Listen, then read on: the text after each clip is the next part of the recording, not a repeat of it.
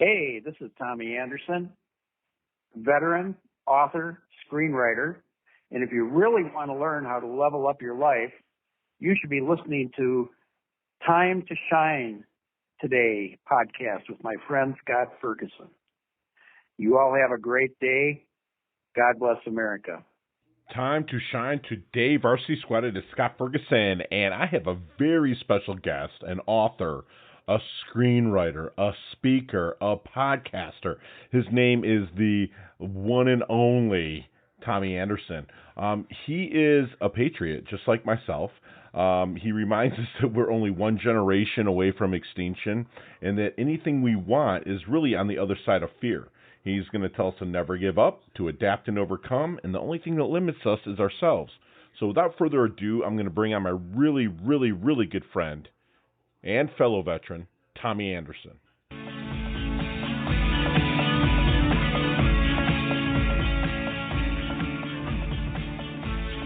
Hey, Time to Shine Today, podcast squad. It is Scott Ferguson, and freedom is never more than one generation away from extinction. That is by my favorite president, probably because I was 8 or 10 at the time when he served, Ronald Reagan. But I have on a gentleman that is close to my heart, a fellow veteran who did 23 years serving this awesome country, the United States. No matter what you're thinking about it right now, the United States is a place that you want to be, because I'll tell you what, I did time in Somalia, I did time overseas, Afghanistan, Iraq, and I'll still take this no matter what's going on in this country. Tommy is a pure patriot. I hope he doesn't mind me calling him that. He's fantastic. He's a screenwriter, producer, author, and award-winning photographer artist. He authored the book and screenplay of his military thriller, Haboob Wind, which I cannot wait to read. And by the way, folks, I'm going to actually buy a couple copies, have them shipped to Tommy. Tommy's going to sign one for me, for my selfish self, but he's also going to sign one for you guys and whoever goes onto our Facebook page after this drops and puts the first comment of how you love the podcast. I'm going to make sure that I send that right out to you. He's a founding member of the Vet Picks Film Productions, an all-veteran independent film production company.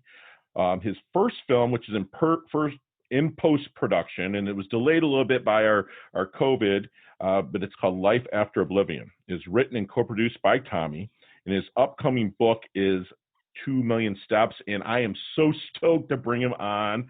Tommy, if you could, please come on and introduce yourself to the podcast squad, but first, what is your favorite color and why? My favorite color is blue. Nice. And I don't know why. Maybe that's why I ended up in the Air Force. There you go. The blue sky, right? Yeah. I was always, as a kid, I grew up next to an Air Force base, and I always loved that song when they played at midnight. When it seemed like at midnight they would shut down the TV back in the day, and they played that, and then the Star Spangled Banner. Oh yeah, absolutely. I remember those. At the end of the. Yeah, that, or even. Yeah, blue is my favorite color too, not just I'm wearing it. It's in both of our color wheels, So it's in both of our color wheels, and we get to celebrate a little independence here in a couple days. But Tommy, let's get your origins, man. Where did you start? I told him you spent 23 years in service. Let's start there and then kind of pull it forward to your plethora of talents. Okay, well, I grew up in Madison, Wisconsin, right in the heartland. Packer fan? We refer to big time. Okay. Well, I hate Brett Favre. My dad. Yeah, right now I do too. My dad was an old time Packer fan, and he was friends with a lot of the Packer greats, and he helped them establish some of their restaurants. So I got to meet him when I was a kid and in high school, and I was like, wow, it's so cool. My dad knows these guys, Did you meet Nitschke? Yes, I met him. I met Nitschke. Yeah, well, Nitschke, I've got a signed cap from Nitschke. He had a car dealership in town. Yeah. And Thornton, Max McGee, a bunch of them I got to meet. Yeah, Forrest Gregg. The only reason why Forrest Gregg, yeah. I mean, I hate Aaron Rodgers. I hate Brett Favre. And the only reason why I say that, Tommy, is because I'm from Detroit. and we sucked. And, you know, it's like Favre killed us. I don't think we even won in Green Bay for 21 years. So, but I actually got to go to 2 games in Green Bay, which is fantastic. I mean, my Lions lost both times, but it was still pretty cool. It's such a cathedral of a stadium. But I digress. So kind of like if you want to move forward a little bit from Wisconsin, that'd be great. Sure. All right. Yeah, I went into the service when I was 17, right after high school. I went in the Army. Spent a couple years there, and I got out, and I still had a 4-year commitment to the reserves. And at that time, it was 2 years active reserve in either the reserve or the guard, and then 2 more years of inactive. And I went in the guard, and I liked it, so I stayed in the Army Guard for another 10 years. And to get promoted and to go on in a career field, I switched to the Air Guard. And I finished my time out there. And the same time I was doing that, I was a firefighter and a medic in the city of Madison. That's where I did my career and retired from the fire department also. Oh, wow. And excellent. So then I got... Yeah, so you pulled forward. You were... Let me ask you, were you journaling during that time or taking notes of things that were going on in your life to pull it forward into what you have going on right now? I did. At the time, I didn't know what I was doing, but I was always always doing that. Okay. I was always doing that. I was always photographing. They used to come to me sometimes if both our military reserve unit and others and said, "Hey, do you have any pictures of this event?" Because I always had a camera, so I was always journaling everything. And right now, some of the only pictures we have from my unit are ones that I had taken while we deployed or did things. Sure. And so, yeah, I was always kind of doing that. And in 95, something like that, I was hurt in a fire, and I was disabled. Spent three years in and out of the hospital, and I had to retire after that. Okay. And one of the therapists, when I was in there, said, "You know, you got so much to offer. You should start writing. Yeah. You know, I could see you write a book. You know." And so that's kind of what started it. But I got into more of the photography. It was more of a diversion from everything that was going on, and then I got pretty good at it. And I thought, well, I'm going to be a professional photographer, and I'm tired of freezing in the Midwest. And I said, if I really am going to do this to have a whole new change of life, I'm either going to go to one of the 3 places where I could really make it work, and one is Chicago and one's New York. And I said, no way. The other was the LA area. Wow. And so I came here, and I really kind of took off, but it was really a grueling business. It's very grueling.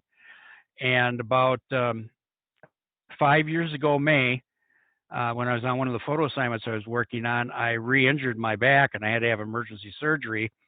And I almost passed away in the hospital from that. Yeah. And I had a come to Jesus moment, literally, and I want to say an epiphany. And it was like, if you're going to write, this is the time you start writing. Okay. I said, I got to either stay as a photographer, which is really hard, or write. I can't do both. So I started writing. I still photography a little bit, but it's more for pleasure than anything else. Yeah. And so I started writing, and I started writing a firefighting book, and I found out I was having too much PTSD problems with doing that, because we've seen a lot of bad stuff. So I thought, well, I'm going to write something that's a suspense thriller, but I didn't know what. So while I was recouping, I was watching all the news that was going on with North Korea and the Iran deal with the nuclear development and everything. And I thought, well, maybe I can create a story out of everything that's going on today and spin it into a what if scenario. Mm-hmm. And what if this is a master plan to attack the United States, and coordinated between all these different organizations. And that's how Haboob Wind was developed. And I created it where the main protagonist, an FBI agent, was also a National Guard member who had served in Iraq, and his good friend there, his interpreter, and they got very close, turns out to be actually a terrorist. And don't spoil the book too much, Tommy. No, but that's where it leads into, and it leads into a story like that where you don't know who you can trust, Uh-huh. and it goes far deeper than just that. Sure. And it's thrilling. It just last week made the top one, number 82, top Nice. 100 books on Amazon. Wow. And projections are by this weekend it might be the number one bestseller. Wow. So, great weekend for it too. Because this will be dropping a little bit after the Independence Day, but this is July 1st of this year. So where did the name Haboob come from? Well, it's the definition is Islamic origins back from the 1800s. It's a really violent dust storm, and they're similar to what we get in Phoenix here. And I was stuck in one actually 10 years ago.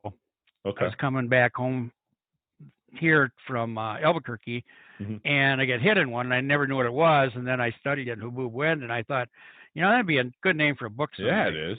It's and funny then I used it as and then I used it as a metaphor for a dark cloud going over the country. Oh wow, that's fantastic. It's funny you said. Now it rings a bell because I got caught in one of those in Abu Dhabi, and where everything just came to a standstill, and like you had to, it was an aircraft carrier, and you had to cover all the aircraft. I mean, it's basically like everything was shrink wrap because of what was in the air.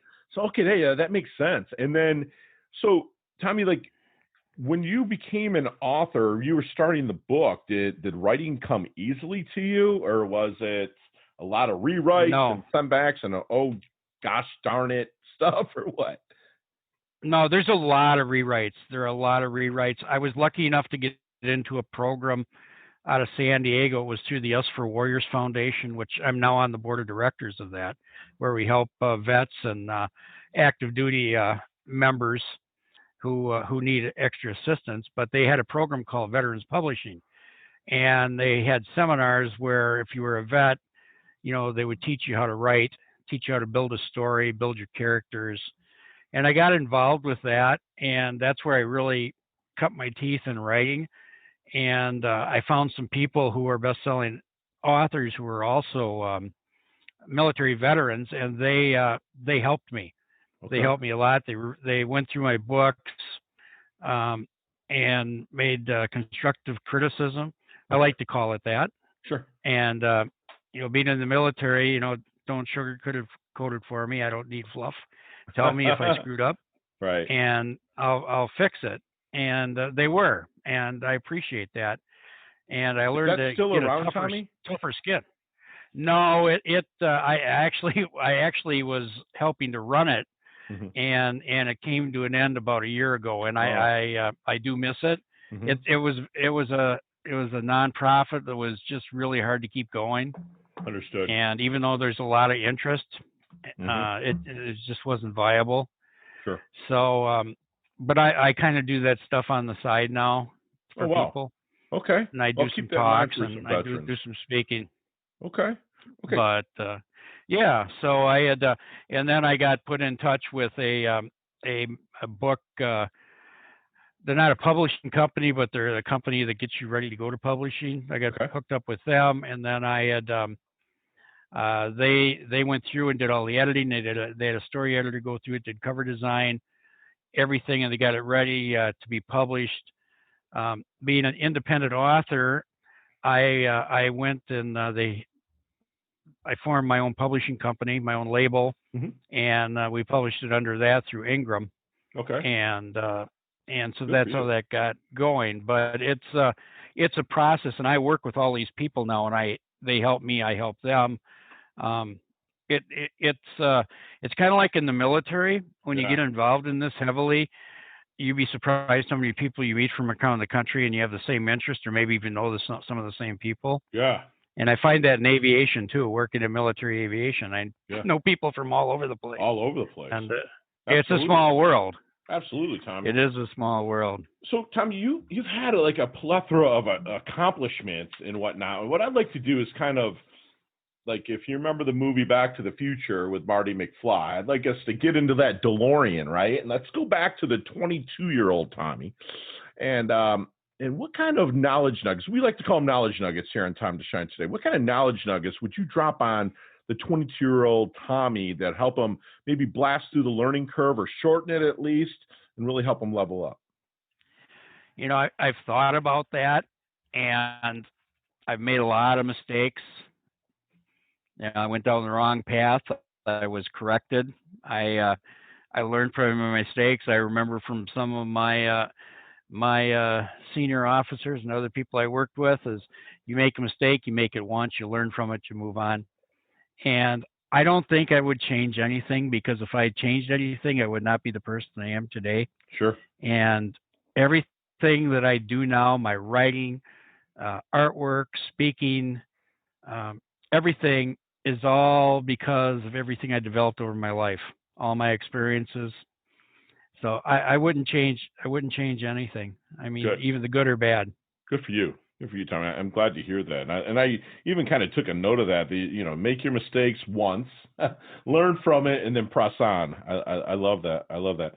So we talk a lot about the dash here at Time to Shine today. And I'm curious to how you want your dash remembered, that little line between the life date and your expiration date, life date and death date. How do you want Tommy's dash to be remembered? I want to be remembered as a good man that helped people, that believed in his country and his countrymen. I think that's family guy, friend. That's how I want to be remembered. I love it. And that's a hell of a legacy statement if you really think about it. I mean, it's, you're well liked. People respect you. I even said, hey, I'm having Tommy Anderson on, and a couple of people are like, I know him. So it's like you're well liked, and you do love your country. And I love speaking to people that still love our country, which is fantastic. So yeah, you're a good man, loved your country, helped others. That's just fantastic. Thank you so much for saying that. So I couldn't do what I'm doing right now if it wasn't for this country. Sure, absolutely. Or absolutely. you. What's that? Or you. Oh yeah, absolutely. I couldn't do this. I know firsthand from what I saw. I mean, I was, there's a movie that was made, Black Hawk Down, and I was there, in Somalia, and I saw how that's ran. And if this was to not be policed in this country, that we would have warlords everywhere. It would be just like that. And you couldn't speak freely like we do here over the air to, potentially reach, hundreds of thousands of people over time. And absolutely. Absolutely. And that's what's great about this country. Tommy, do you mentor people?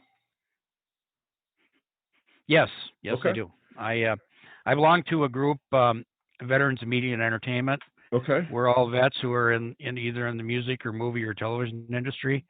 I do some mentoring there. I do a lot of learning too. I go around through Us for Warriors, and we help young vets, young families. You got some E4 that's got 3 kids and they're having a hard time making it, so we try to help them. San Diego, big Navy base, Marine Corps, Camp Pendleton. Mm-hmm. And so we do that. We do a lot of mentoring with Us for Warriors. I like to go out and talk to high school kids about writing. Wow. That's amazing.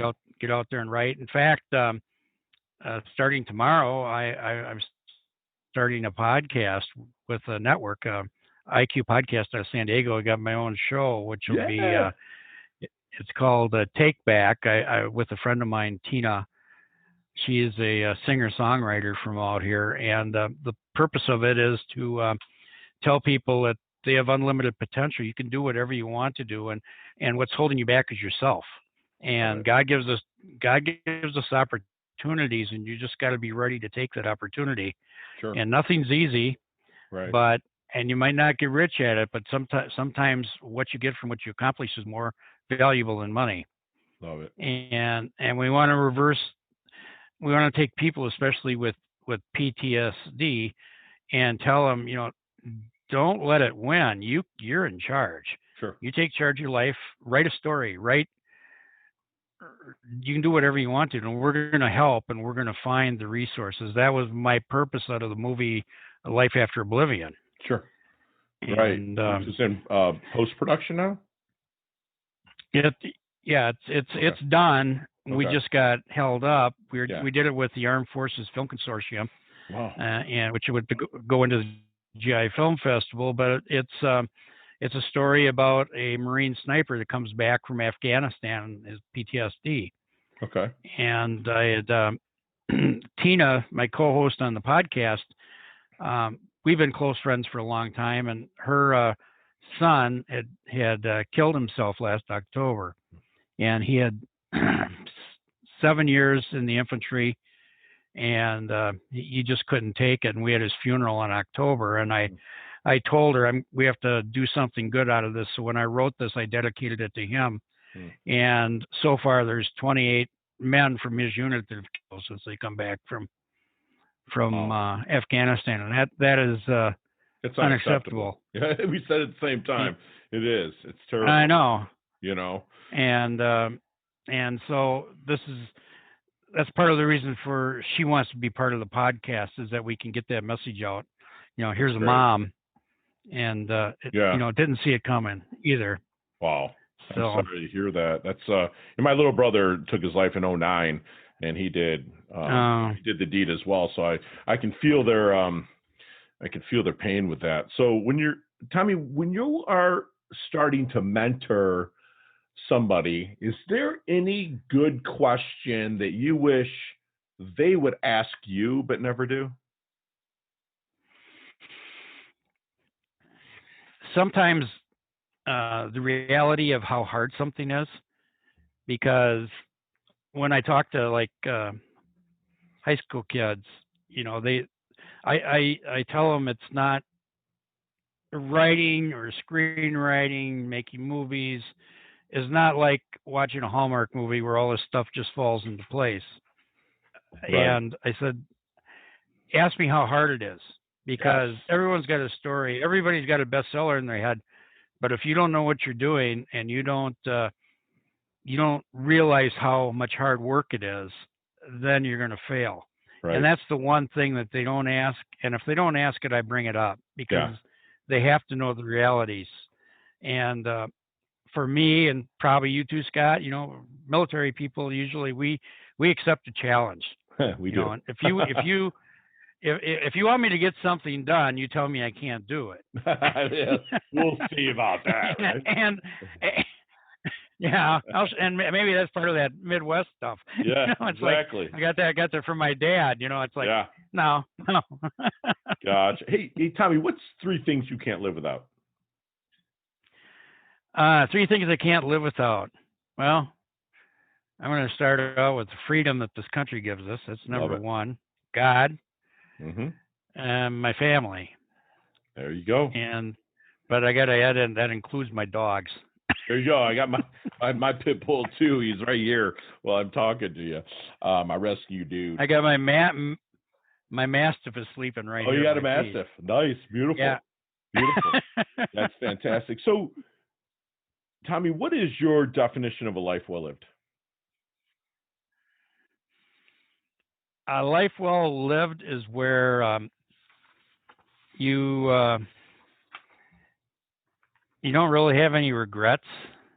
I think that's a big one for me, because I've seen it. I've seen it with my own dad. When he passed away, he had regrets. Mm-hmm. And I never understood why you just didn't act on that. And that's probably why I do what I do, is because I don't want to be sitting there saying I should have done that. I wish I could have done that. I can say I did it, or at least I tried to do it. Yeah.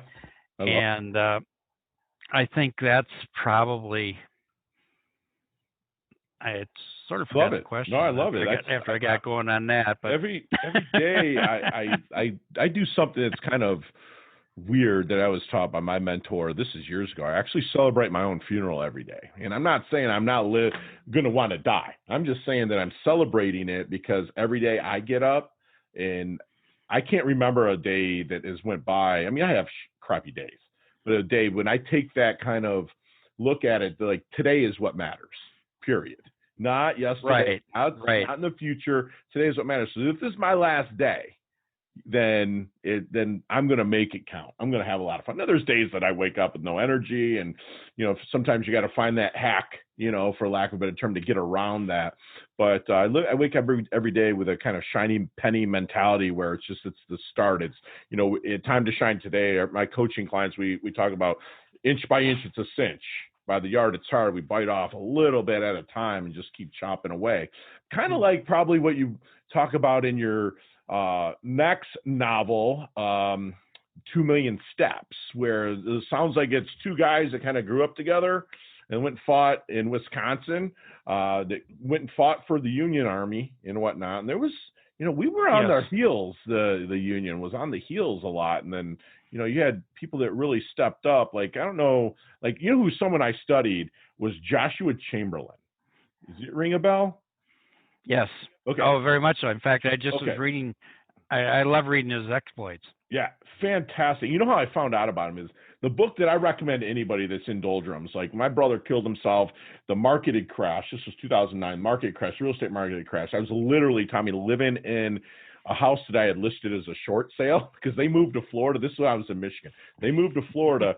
I actually lived in their house without them even knowing it. And somebody just said, hey, I think you need to read it. In one of the chapters, Andy Andrews is the author. He's a Christian comedian, fantastic guy, #1 bestseller, he sold millions of books.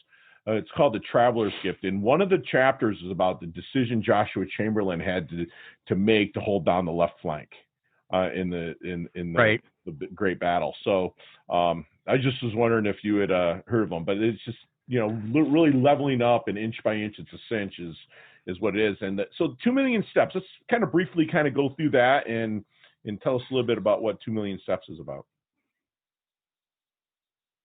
Well, I wanted to do a story on the Civil War, but I didn't want to make another history book, but I wanted to make it a novel around history. Sure. A historic novel per se. And one of the two men in name really is my great grandfather, and he went with this company that was 25th Wisconsin Volunteer Infantry, Company A, and at that time they were forming companies from communities, and they figured that family and friends would be more cohesive and fight together. And so there was very little information left from my great grandfather outside of I know where he served, I know what he did. His rank was actually a private, but I embellished it to make the storyline because I wanted to be able to create a character that really wasn't him, but I had his name to work with. So I did that, and I created a friend for him, and I had them in battle together, and showing what the life was like for these guys, living in all different types of conditions. Sure. It wasn't all fighting, but it was hard times. And the 25th Wisconsin, if I remember right, they were in 7 major campaigns and dozens of skirmishes, and suffered the most losses of all regiments from Wisconsin in the Civil War. Yeah. And after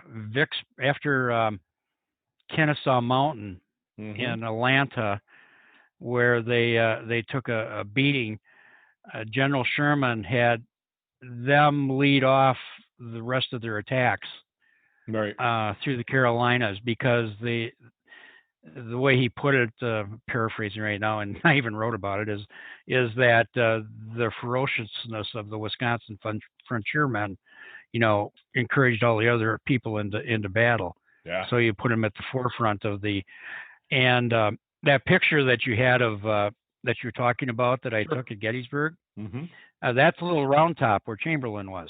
Right. That's right on little round top. And I was there 2 years ago. I was doing part of my tour with Haboob Wind, and I decided to spend some time there. It's one of my favorite places to go, and I did a lot of photography in that around there, and that's where I was kind of finishing up my book. Okay. What I had done is I had actually taken 6 weeks, and I'd followed the path of the 25th through the Civil War. Okay. And I stopped at each place. I photographed. I talked to historians, and I just tried to get as much feel for the book and where these people were. And you say in Michigan, it reminds me of one of the places that they fought at. Mm-hmm. When I went in there, you could see the cut timbers that the Michigan engineers had cut to make roads for the Wisconsin to go through. Wow. It was just, and it was still there. You could still see the chopped down trees, and it was, you were just right there immersed in the history. Yeah, it was amazing. It's amazing. I'm trying to think of, my father lives in kind of where Alabama meets Tennessee meets Georgia, and it's Cuyahoga. It starts with a C, I forget, but we go through that battlefield every time I visit them. And Chattanooga? It's just south of Chattanooga. But it's okay. It was. They say like the third bloodiest battle, but the memorials. So that's my favorite war. I hate to say it like that, but it's my favorite war to study. My favorite time of all history is the Gilded Age because of everything that happened after the Civil War. With commerce and inventions and stuff like that. But the Civil War is my favorite. My father and I are polar opposites. Where he's from Alabama, moved to Detroit in the industrial north, worked. And then he moved back down to Alabama. And, so when I go there, I hang out with them. We go to Civil War sites all the time. And down there, I'll tell you what, they think it's at halftime. They think the Civil War's at halftime. It's kind of crazy. I was stationed in Georgia and Alabama for a while. And it was halftime for a lot of them. It was funny. Yeah. It was pretty funny. Tommy, as we wind things down here a little bit, we got to get you through our leveling up lightning round. There's 5 or 6 questions. You and I could talk for 10, 15 minutes in each one of them, but my producer's over on the other screen in 5 seconds. You can answer these really quick, okay? So no explanation. I understand. Just the answers, all right, brother? Here we go. Okay. What is the best leveling up advice you've ever received? Never give up. Love it. That's perfect. Share one of your personal habits that contributes to your success. Attention to detail. There you go. Love my military. Okay, so not the book you wrote, not the books you've wrote, not the book you're reading now or the flavor of the month, but what's that one book that really stands out to you? Stephen Ambrose's Band of Brothers. Yeah, excellent book. Excellent book. Do you text? Do you send text messages? Unfortunately, I do. What's your favorite emoji do you use? Oh wow, I still got to learn how to do that. I love it. You're brutal honesty. I still do the semicolon. There you go. The dash, and everybody's coming up with these emojis, and my wife does too. And I'm sitting there going, I have no idea, and I don't really care. Hey, Tommy, what age physically would you be if you could stay that age the rest of your life? 45. Beautiful. What's your favorite charity and or organization you like to give your time and or money to? Us for Warriors Foundation. Beautiful. Out of San Diego. And the last question is, what is the best decade of music? 60s, 70s, 80s? That's really hard because I love music from classical on up. For me, probably will always be the 60s. Love it. Thank you for going through the lightning round. So, Tommy, how can we find you? Okay, I'm at my website, which has all my links on it, is thetommyanderson.com. Made it nice and simple. Susan made it simple for me. Yeah, it's a beautiful site. I have it literally open in front of me right now. So, Tommy, do me a favor and leave the Time to Shine Today squad out there one last knowledge nugget you want them to take with them, internalize, take action on to level up. All right. Squad, never give up. Adapt and overcome. We can do anything we want to. The only thing that limits us is ourselves. Don't take yourself out of the game because you're the only one that can cancel yourself out. Love that. All right, squad, you've just been blasted with a masterclass from my good friend and fellow veteran, Tommy Anderson, who will tell you, you know what, it's cool to make mistakes. You want to make mistakes, but make them once, learn, and move on. He wants to be remembered as a good man who loved his country and loved to help others. Look out for his podcast. I know because I am, the Take Back podcast. So Tommy's going to keep me up to date when that starts to drop. And if you're starting to work with somebody that you respect and you really want to level up your life, ask for the reality of how hard something is.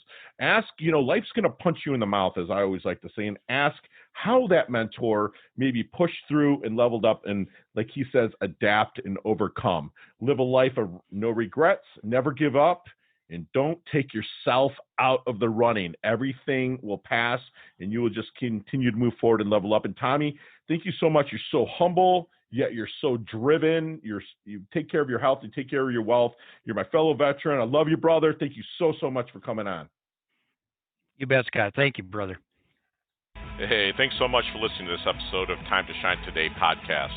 Proudly brought to you by Sutter & Nugent Real Estate Excellence, who can be reached at 561-249-7266 and online at www.sutterandnugent.com.